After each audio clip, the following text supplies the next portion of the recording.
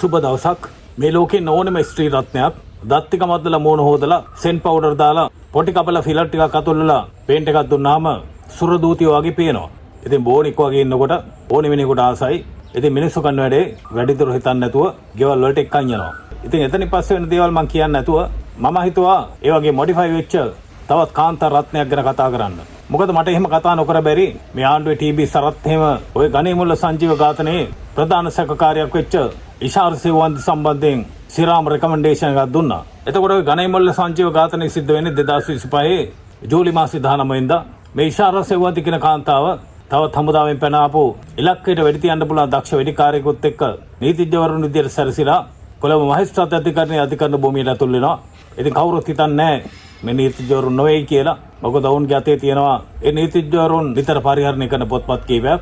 අනිත් එක ඔය කොළඹ අලුත්කඩේ මහේස්ත්‍රාත් අධිකරණ සංකීර්ණය කියලා කියන්නේ නිතර දෙවේලේ පිටස්තර අධිකරණ වලින් නීතිඥවරුන් පැමිණෙන අධිකරණ භූමියක්. ඉතින් ඒකේ කොච්චර සිකියුරිටි මෙෂර්මන්ට්ස් තිබුණත් එහෙම හරියට චෙක් කරගන්න අමාරුයි. මොකද ඔවුන්ට ඒ නීතිඥවරුන්ගේ හැදෙනුපත් ආකාරයෙන්ම හැදෙනුපතුත් තිබුණා.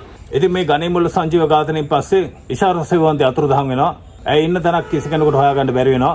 ඊට පස්සේ ඉෂාර් සෙවන්ති මතුවෙන්නේ නේපාලේ කාත්මණ්ඩු නුවරට නුදුරින් කඳුකර ප්‍රදේශයක මහල් නිවාසයක ඉඳලා. එතකොට ඔය පොලිසිය ASP රෝහන් ඕලුගල ඔය වැටලීම කරන්න නේපාලයට යනවා. එතකොට නේපාල පොලිසිය සහාය ඇතිව රෝහන් ඕලුගල ඇතුළු කණ්ඩායම නේපාලේ කාත්මණ්ඩු නුවරට කිලෝමීටර් ගණනක් නුදුරින් පිහිටි කඳුකර මහල් නිවාසයක ඉඳලා ඔය ඉෂාර් සෙවන්ති සහ තවත් සැකකරුවන් 5 දෙනෙක් අත්අඩංගුවට ගන්නවා. එතකොට ඉතින් අර මාධ්‍යවල පළ වුණා මේ ඉෂාර් සෙවන්ති දැක්ක ගමන් SP ඕලුගල ඇහුවා කියලා ආකෙල්ලේ කොහොමද කියලා. ඉතින් මම ඕවා ගැන වැඩි කතා කරන්න යන්නේ නැත්තේ ඕවා එහෙන පෞල් ප්‍රශ්න ඇති වෙන දේවල්. ඉතින් මේ ඉෂාර් සෙවන්ති අත්අඩංගුවට ගැනීම සිද්ධ වෙන්නේ කාත්මණ්ඩු නුවරදී 2025 10 වෙනි මාසේ 14 වෙනිදා. ඉතින් ඉෂාර් සෙවන්ති නේපාලේ ඉඳලා ලංකාවට කැඳන් ඉන්නේ හරියට මනමාලියක් කැඳන් එනවා වගේ. දැඩි පොලිස් ආරක්ෂාවක් තිබුණා. ඇත්තටම මට හිතුනේ මේ ඇයට දීලා තිබිච්ච ආරක්ෂාව හරියට ජනාධිපති ආර්යාවකට දුන්නා වගේ. ඉතින් ඒක විතරක් නෙමෙයි ඇය ඇඳලා පෙරඳලා සිටි ආකාරය, ඇය මොනේ ෆේෂල් දාලා තිබිච්ච ආකාරය, කොණ්ඩේ පිරලා තිබිච්ච ආකාරය විතරක් නෙමෙයි ඇගේ ගමන බිමන උනත් මේ රටේ වැඩි පිරිසකට ඇය ක්‍රෂ් එකක් වුණා. ඉතින් ඒ නිසාම මේ රටේ මිනිස්සු ඒ අපරාධය අමතක කළා. මම දැක්ක සමාජ මාධ්‍යවල සඳහන් කරලා තියෙනවා ඇයව කසාද බඳින්න කැමති, ඇයව ජීවිත කාලය පුරාම බලා ගන්න කැමති ඔය වගේ හදවත උණු වෙච්ච අයියලා ගොඩාක් ඇයට ප්‍රතිචාර දක්වලා තිබුණා.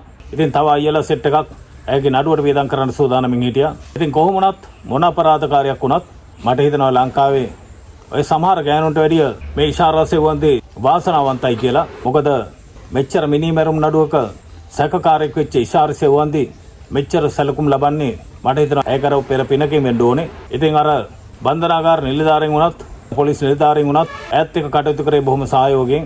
ඇයට අර සාමාන්‍යයෙන් අනිත් රැඳවියන්ට දාන අර පාට් මොකුත් නැහැ. පොලිස් නිලධාරීන් වුණත් ඇය ඉදිරියේ පූස්පැට වගේ තමයි හැසිරුනේ.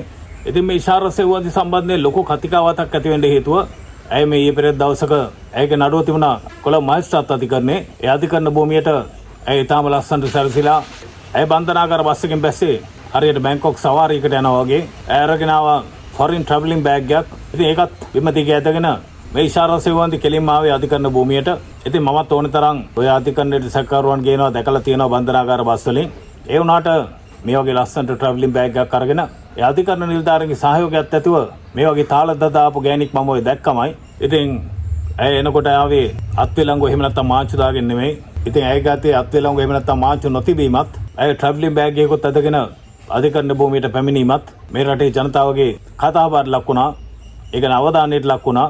මොකද මේක සංසන්දනය වෙන්නේ මීට කලින් අධිකරණ භූමියට සැකකරුව පොලිසිය හරි බන්ධනාගාරය හරි රැගෙන ආපු ආකාරය මේ රටේ මිනිස්සු දැක්කා. දැන් ඔබට අමතක නැතුව ඇති රංජන් රාමනායක කොහොමද ආවේ කියලා. රබර් සෙරපු දෙකක් දාගෙන කීල්ස් බෑග් එකක් අතේ තියාගෙන ඔහුගේ මූණේ තිබිච්ච අසරණභාවය ඔබ දැක්කා. ඊළඟට කෙහෙලි රඹු කැල්ලත් ආවේ මට මතක හැටියට කීල්ස් බෑග් එකක් වෙන්න ඕනේ. ඒ වගේ පුංචි සිල්සිලි බෑග් එකක් වගේ එකක් අතේ තිබුණේ. ඊළඟට SM චන්ද්‍රසේන ආපු හැටි දැක්කා. ඊළඟට මහින්දානන්ද අලුත්ගමගේ නලින් ෆර්නෑන්ඩෝත් එක්ක එකට මාංචු පටලෝගෙන ආපු ආකාරය අපි දැක්කා. හරියට හරක් දන්වැල් වලින් ගැට ගාගෙන යනවා වගේ. ඉතින් මේ කාරණා නිසා මේ ඉෂාර් සෙවන්ති සම්බන්ධයෙන් මේ රටේ ජනතාවගේ කතා බහෙන් දෙන්න වැඩි වුණා. මොකද මෙතන තියෙනවා වෙනස් කොට සැලකීමක්. එක්තරා කණ්ඩායමකට බන්ධනාගාර නිලධාරීන් සහ පොලිස් නිලධාරීන් එක විදිහකට සලකනවත් තවත් පාර්ශවයකට ඊටම කැත විදිහට ඔවුන් අපහසුතාවයට පත්වන ආකාරයට අමනුෂ්‍යයන්ට විදියට සලකන්නත් හේතුවක් තියෙනවද කියලා මේ රටේ ජනතාව අහනවා. දැන් මේ ඉෂාරා සෙව්වන්දි පුරා මාස 9ක් කොළඹ අපරාධ කොට්ටාශය රඳවාගෙන ප්‍රශ්න කරා. එතකොට ඒ අතර අපි සමාජ මාධ්‍ය වලින් පින්තූර දැක්කා. ඇයගේ උපන්දිනයට ඒ පොලිස් නිලධාරීන් එකතු වෙලා ඉෂාරා සෙව්වන්දි කේක් ගෙඩියක් කපපු හැටි. ඉතින් කොහොමවත් අපිට තේරෙනවා මේ ඉෂාරා සෙව්වන්දි පොලිස් නිලධාරීන් හරි බන්ධනාගාර නිලධාරීන් හරි එක ඊටම සුවදව කටයුතු කරනවා කියලා. ඉතින් ඒකේ කිසි වරදක් නැහැ. ඉතින් අපේ ස්ථාවරය තමයි ඒ සුවත්තාවේ නැති කරගන්න උවමනාවක් නැහැ. දැන් මේ ඉෂාරා සෙව්වන්දි අධිකරණයට කැඳවුවට පස්සේ කොළඹ අපරාධ කොට්ටාශය අධිකරණයෙන් අවසර ඉල්ලනවා ඇගේ ෆේෂල් රෙකග්නිෂන් ඒ කියන්නේ මේ මොහුණු එරියව CCTV දර්ශනත් එක්ක සංසන්දනය කරන්න රස පරීක්ෂකවරයා වෙත යොමු කරන්න කියලා. ඉතින් ඒකට අධිකරණයේ අවසර ලැබෙනවා. ඉතින් ඒක තමයි එදා සිද්ධ වුණේ. ඉතින් ලබන 17 වෙනිදාට ඇගේ නඩුව නැවත කැඳවීමට නියමිතයි. දැන් මේ ගණේමුල්ල සංජීව ඝාතනයේ ප්‍රධාන සැකකාරයෙක් වෙච්ච ඉෂාරා සෙව්වන්දි ඒ ඝාතනයෙන් පස්සේ සූක්ෂම ආකාරයට මතුකමට පලා ගිහිල්ලා තියෙනවා. එතනින් පස්සේ වැලිපැන්නට ගිහිල්ලා තියෙනවා. ඊට පස්සේ මිද්දෙනියට ගිහිල්ලා තියෙනවා. ඊට පස්සේ යාපනයේ හරහා තමයි නේපාලයට පලා ගිහිල්ලා තියෙන්නේ. ඉතින් ওই නේපාලේ ඉන්නකොට තමයි ඇය කොතලන් ඉන්නේ. ඉතින් ඒ කාලේ තමයි ඇය මෙච්චර ලස්සන වෙලා තියෙන්නේ. ඉතින් ඇයට වෙන කරන්න දෙයක්වත් නැහැ. ඇය නිතර දෙවිලේ සැලොන් වලට ගිහිල්ලා තියෙනවා. ඇගේ රූපේ ලස්සන කරගන්න. ඉතින් මට අවංකවම හිතෙනවා ඇය ඔය අපරාධයට සම්බන්ධ නොවේ. ඔය නේපාලේ ඉඳද්දී ඇය සැලොන් වලට ගියා වගේ ලංකාවේ ඉඳද්දී ඇය සැලොන් වලට ගියා නම් අද මේ රටේ මිනිස්සු 1000ක් ඉදිරියපත් වෙනවා ඇය උස්සන් යන්න. ඉතින් එහෙම වුණා නම් සමහරක් වෙලාවට ඇයට හොඳ අනාගතයකුත් තියෙන්න තිබුණා. ඉතින් දැන් ජනතාව අහන ප්‍රශ්නේ තමයි ඇය කොහොමද මෙහෙම මාංචු එහෙම නැත්නම් අත්විලංගු බල දන්නේ නැතුව. ඉතින් මම කැමති මේ සම්බන්ධයෙන් ලංකාවේ තියෙන නීතිමය තත්ත්ව ගැන පොඩ්ඩක් පැහැදිලි කරන්න. ඉතින් මේ අත්විලංගු එහෙම නැත්නම් මාංචු පැළඳවීම අත්‍යවශ්‍ය කාරණාවක් නෙමෙයි. අපරාධ නඩු විධාන සංග්‍රහය 28 වන වගන්තියේ සඳහන් වෙනවා මේ අත්අඩංගුවට ගැනීම ක්‍රියාත්මක කිරීමේදී සාධාරණ ලෙස උපක්‍රම යොදන්න පුළුවන් කියලා. එතකොට ඊට ප්‍රතිරෝධය පානවා නම් එහෙම නැත්නම් ඒ අත්අඩංගුවෙන් මිදී පලා යාමට තත් කරන අවස්ථාවල අත්විලංගු දාන්න පුළුවන්. ඉතින් අත්විලංගු දාන්න ඕනේ අවස්ථා නීතියෙන් සඳහන් කරන අවස්ථා තියෙනවා. දැන් සැකකරු පලා යාමට උත්සාහ කර ඇති බවට හෝ පලා යාමට සැලසුම් කර ඇති බවට විශ්වාස කළ හැකි සාධාරණ තොරතුරු තියෙන අවස්ථාවක අත්විලංගු දාන්න පුළුවන්. ඊළඟට මේ සැකකරු නිලධාරීන්ට හෝ වෙනත් පුද්ගලයන්ට පහර දීමට හෝ අනතුරක් සිදු කිරීමට ඉඩ ඇති බව දන්නවනම් එහෙම සාධාරණ හිතන්න පුළුවන් අවස්ථාවක මේ සැකකරුට මාංචු පළ දාන්න පුළුවන්. ඊළඟට බරපතල ප්‍රචණ්ඩ අපරාධයකට සම්බන්ධ බවට පවතින කරුණු අනුව විශේෂ ආරක්ෂිත අවදානමක් තියෙන අවස්ථාවක මේ සැකකරුට මාංචු දාන්න පුළුවන්. එතකොට මේ සැකකරුවන් කීප දෙනෙකු ප්‍රවාහනය කිරීමේදී ඔවුන් පැන යාම, සිරබාරෙන් මිදීම, එහෙම නැත්නම් කණ්ඩායම් වශයෙන් කලහ කිරීමට ඇති හැකියාව සැලකිල්ලට අරගෙන මාංචු දාන්න පුළුවන්. ඊළඟට අනිත් අවස්ථාව තමයි ඒ ආරක්ෂක නිලධාරීන්ගේ සංඛ්‍යාව, ස්ථානය, ප්‍රවාහන මාර්ග, එහෙම නැත්නම් ඒ පරිසරය අනුව විශේෂ ආරක්ෂාවක් අවශ්‍යයි කියලා හැඟෙන අවස්ථාවල මාංචු දාන්න පුළුවන්. දැන් මෙහිදී මතක තියාගන්න ඕන විශේෂම දෙයක් තමයි මේ සැකකරුට චෝදනා කර ඇති වරදේ බරපතල ස්වභාවය මතම ඒක විතරක් පදනම් කරගෙන මාංචු දානවා කියන එක සාධාරණ හේතුවක් නෙමෙයි. එම වරදේ ස්වභාවය සමගම සැකකරුගේ ස්වාභාවික හැසිරීම, එහෙම නැත්නම් මීට පෙර පලා යාමට උත්සාහ කළා තියනවාද, එහෙම නැත්නම් ඔහුගෙන් ප්‍රචණ්ඩ හැසිරීමක් නිරීක්ෂණය කළා තියනවාද වගේ කාරණා මේ මාංචු දානවා කියන කාරණාවේදී සාමාන්‍ය නිලධාරීන් සැලකිලිමත් වෙනවා. එතකොට මීට අමතරව ශ්‍රී ලංකා පොලිසියේ පොලිස් නියෝගවල විශේෂයෙන් සඳහන් කරන සිරකරුවෙකුගේ පැන යාම වළක්වා ගැනීම සඳහා යොදා ගන්න ලබන ආරක්ෂිත උපක්‍රමයක් විදිහට මේ මාංචු දාන්න පුළුවන් කියලා. ඊට අමතරව සඳහන් කරලා තියෙනවා මේ විශේෂයෙන් මාංචු නොදැමිය යුතු අවස්ථා කිහිපයක්. එකක් තමයි මේ සැකකරු සාමකාමීව සිරබාරයට යටත් වෙලා ඉන්න අවස්ථාවක මාංචු දැමීමේ අවශ්‍යතාවයක් නැහැ. ඊළඟට පලා යාමට හෝ ප්‍රචණ්ඩ ක්‍රියාවක නිරත වීමට සාධාරණ අවදානමක් නැති අවස්ථාවක මාංචු දැමීමේ අවශ්‍යතාවයක් නැහැ.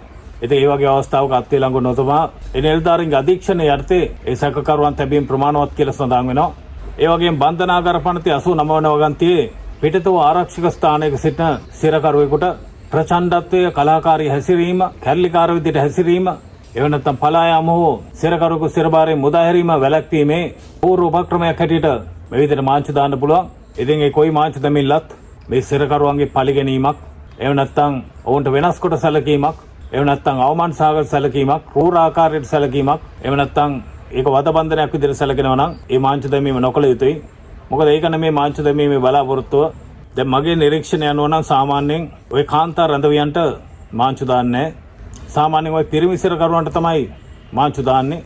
ඉතින් මගේ නම් අදහස දැන් කාන්තාර සිරකරුවන්ටත් පිරිමි සිරකරුවන්ටත් දෙගොල්ලන්ටම ওই බන්ධනාගාර නිලධාරීන්ගෙන්, පොලිස් නිලධාරීන්ගෙන් සිදුවන අවමාන සහගත සැලකිලි, කූට වද හිංසා නැවැත්විය යුතුයි.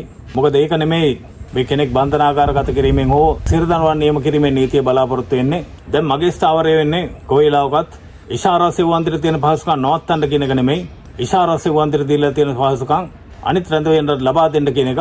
මොකද වුණොත් මිනිස්සු උන්ටත් මානව අයිතිවාසිකම් තියෙනවා. වරද කරපු එකට දඬුවම ලබා දෙන එක වෙනයි. නමුත් දඬුවම් කියන්නේ පුනරුත්ථාපනය පෙරදරි කරගෙන කරන එකක් මිසක් ඒක ක්‍රූර වද හිංසාවක් නොවිය යුතුයි. දැන් මම නීති විද්‍යාලය ඉගෙන ගන්න කාලේ ওই මැගසින් බන්ධනාගාරේ ওই කාන්තා බන්ධනාගාරට මං කීප සැරයක් ගිහිල්ලා තියෙනවා. දැන් ওই බන්ධනාගාර ගැන කතා කරනකොට කාන්තා බන්ධනාගාරයත් පිරිමි බන්ධනාගාරත් සේරම අපායන් තමයි. හැබැයි පිරිමි බන්ධනාගාරට සාපේක්ෂව කාන්තා බන්ධනාගාර වල තත්ත්වය පොඩ්ඩක් හොඳයි. ඉතින් අපි ඉල්ලන්නේ ඉෂාරා සෙව්වන්තිට ලබා දීලා තියෙන පහසුකම් කපා හරින්න නෙමෙයි. ඔය අනිත් රැඳවියන්ටත් ගෑනු පිරිමි ભેදයකින් තොරව ඉෂාරා සෙව්වන්තිට ලබා දෙන පහසුකම් ලබා දෙන්න.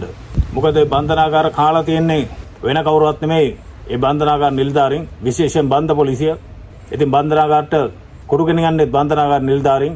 ඒවට පිටින් එන්නේ නැහැ. ඉතින් බත් එකක් ගෙනිච්චත් ඒවා අන්ලා දෙන්නේ රැඳවියන්ට. ඉතින් නිකන් කාරණා නොදැන ඒ රැඳවියන්ට විතරක් චෝදනා කළ වැඩක් නැහැ. මේ බන්ධනාගාරය ඇතුළට ඔය මත්ද්‍රව්‍ය, phones, charger, cable, power bank සේරම බන්ධනාගාරය ඇතුළට යන්නේ ඒ රැඳවියන්ගේ පස්සපැත්තේ ගහගෙන නෙමෙයි. මොකද ඒවා චෙක් කරනවා. ඒවා අනිවාර්යයෙන්ම ගෙනියන්නේ බන්ධනාගාර නිලධාරීන්. මොකද උන්ව කවුරුත් චෙක් කරන්නේ නැහැ. ඉතින් බන්ධනාගාර තාප්පවල සිරකනවන්ද මිනිසයන් කියලා ගහලා වැඩක් නැහැ. අපි ඒ රැඳවියන් ගැනත් මානුෂිකව හිතන්න අපේ හිතවල තෙතමනයක් නැත්තම්. බොහොම ස්තුතියි.